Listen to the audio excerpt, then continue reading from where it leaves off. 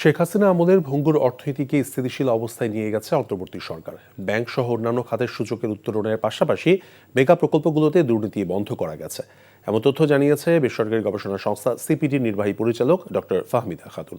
সকালে রাজধানী ধানমন্ডিতে সিপিডির কার্যালয়ে আয়োজিত সংবাদ সম্মেলনে তিনি এসব কথা বলেন।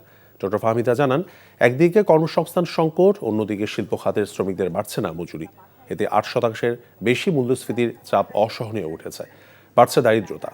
তিনি বলেন, ঋণভিত্তিক প্রকল্পে ব্যয়ের তুলনায় আয় কম হওয়ায় দীর্ঘমেয়াদে ঋণের ফাঁদে পড়তে যাচ্ছে বাংলাদেশ।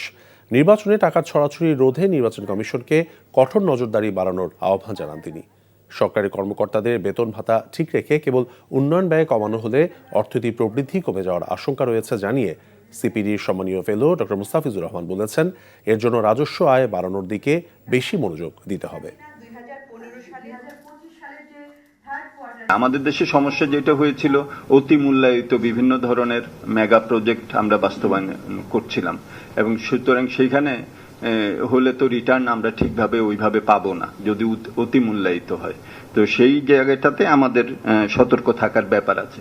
বিদেশি ঋণ আমাদের গ্রহণ করা একবার ইন প্রিন্সিপাল আমরা করব না, এরকম ভাবে জিনিসটাকে দেখাটা হয়তো ঠিক হবে না।